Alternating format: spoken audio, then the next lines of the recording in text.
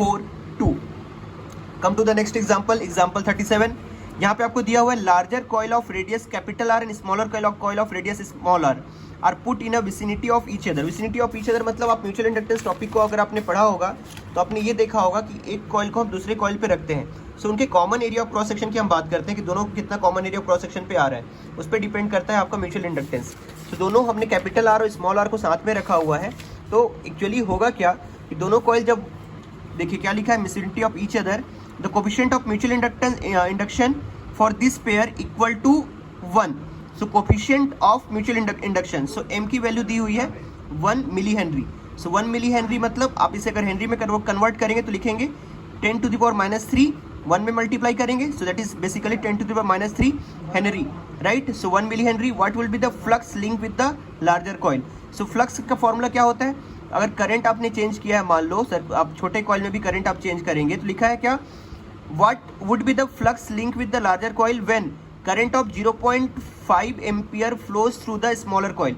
So current of 0.5 ampere flows through the smaller coil. Again I am saying this is the maximum value of current, so it will reduce to 0. So flux will change क्योंकि current ये smaller coil में flow हो रहा है। तो मैंने mutual inductance topic पे बताया था, करंट जिसका होगा म्यूचुअल इंडक्टेंस में जो इंड्यूस करंट आएगा वो दूसरे कॉइल में आएगा। तो ये स्मॉलर कॉइल में आपको क्या मिल रहा है, स्मॉलर कॉइल में आपने करंट पाया है, स्मॉलर कॉइल में आपके पास करंट अप्लाइड करंट है या सप्लाई वोल्टेज के थ्रू है या सप्लाइड पोटेंशियल डिफरेंस के थ्रू है। तो सप्लाइड आपको यहाँ पे सप्लाई के थ्रू मिल रहा है करंट 0.5 एम्पियर। तो इंड्यूस्ड ईएमएफ आएगा स्मॉलर कॉइल में नहीं, इंड्यूस्ड ईएमएफ आएगा लार्जर कॉइल में।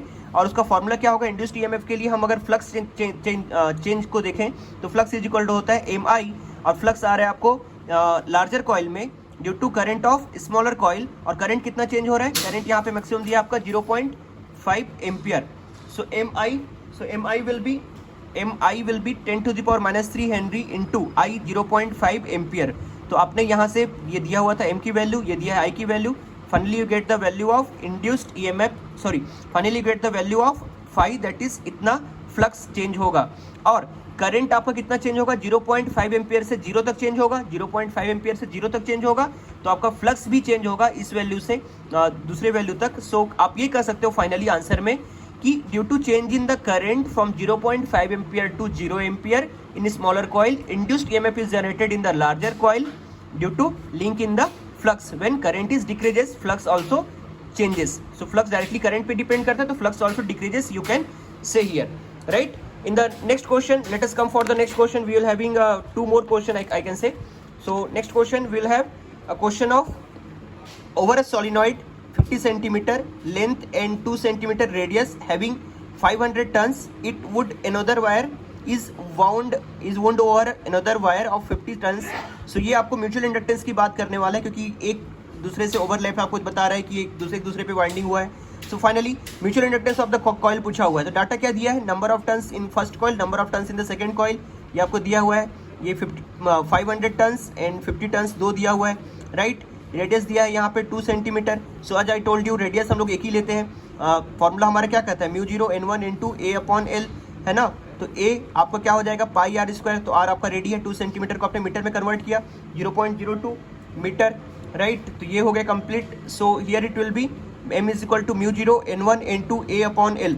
सो आपको यहाँ पे म्यू0 की वैल्यू पुट करनी है 4 pi into 10 to the power -7, n1 दिया है 500, n2 दिया है 50, पाई मतलब 22/7 you can put, and R square is 0.02 square.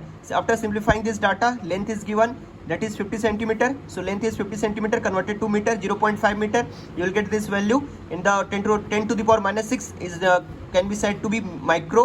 So this is sign of micro Henry, right?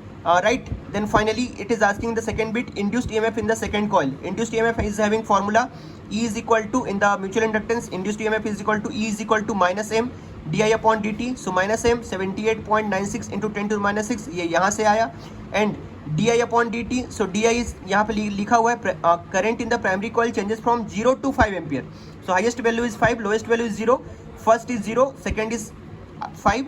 So ये हो जाएगा आपका 5 minus 0, I2 minus I1 in 0.02 second. So total time taken dt is given. So dt की value है 0.02 second. Current change हो रहा है 0 से 5, तो आप कहेंगे 5 minus 0 क्योंकि I2 minus I1 लिखते हैं. Finally the sign will be negative. You will get the answer minus 19.74 micro ये आपको दिया है एम दिया है, मतलब ये माइक्रो है, 10⁻³ micro volt. This negative sign indicate the back EMF that the applied current के ये अपोजिट डायरेक्शन में इंड्यूस्ड ईएमएफ होगा, उसी के अकॉर्डिंग इंड्यूस्ड करंट भी होगा, right. In the last question of this process we are having a question. The solenoid coil has 50 turns per centimeter along with length and a cross section area of 4 into 10 to the power minus 4 meter square. 200 turns another wire are wound round the first solenoid coaxially. The two coils are is electrically insulated from each other. Calculate the mutual induction. क्या दिया है? solenoid coil है 50 turns per centimeter. So length turns per unit length दिया हुआ है, but per unit length in centimetre. So 50 turns per centimetre, 1 centimetre में उसके पास कितना है? 1 सेंटीमीटर में उसके पास है 50 टर्न्स पर सेंटीमीटर। तो मीटर में कन्वर्ट करने के लिए क्या करना पड़ेगा? सेंटीमीटर को मीटर में कन्वर्ट करने के लिए 100 मल्टीप्लाई करना पड़ेगा।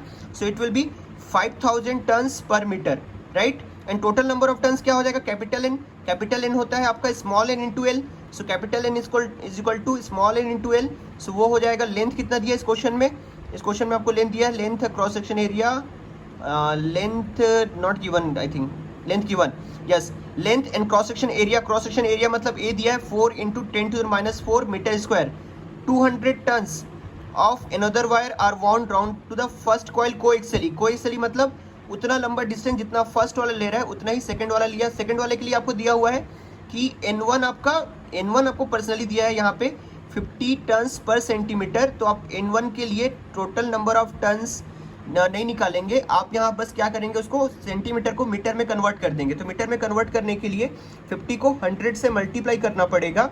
और यहाँ पे आप अगर N2 की बात करो तो N2 कितना दिया हुआ है सेकेंड वायर के लिए? यहाँ पे डॉट लगा है, देखो यहाँ क्वेश्चन फर्स्ट पार्ट कंप्लीट हो गया, फर्स्ट वायर वाला बता दिया। उसमें जो वाउंडिंग हुआ है कोएक्सियली जो दूसरा वाला आया है उसके लिए दिया 200 टन्स। सो 200 टन्स दिया, वो N2 की वैल्यू दी है।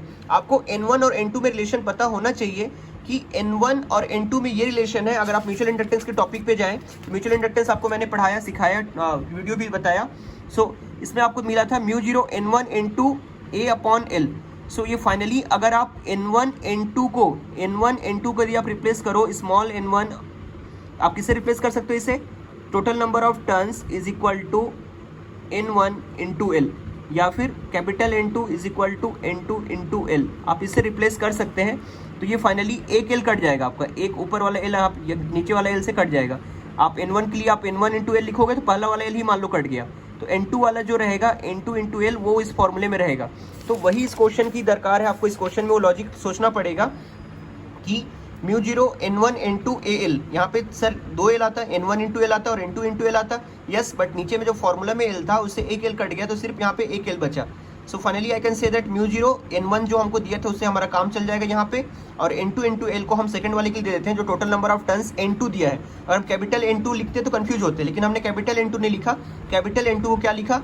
N2 into L लिखा, जो N2 into L मान लिया कि हमने क्वेश्चन ने दिया है। अगर हम ये चीज़ नहीं सोचते तो हमें क्वेश्चन में सोचना पड़ता कि सर इसमें लेंथ नहीं दिया है और हम कैसे सॉल्व करें। बट कन्फ्यूजन को दूर करने के लिए हमने यहाँ से लॉजिक लगाया कि कैपिटल N2 दिया है और N2 होता है स्मॉल N2 into L, तो उसको हमने कर दिया N2 के जगह, और N1 हो गया आपका मीटर में μ0 4.2 10⁻7 into A is given 4 into 10⁻4। So this is ISCE board 1998 question. So logically थोड़ा सा था इस क्वेश्चन में, बट इजी था, आपको कैलकुलेशन करना है। In this way you can manage the question, but एक बार अपने हाथ से प्रैक्टिस करेंगे सारे प्रोसेस को, ईच एंड एवरी स्टेप को। Once you can practice it, you can understand it. Whenever if you are facing any problem, you are having doubt, you can ask me. Okay, thank you, have a great time.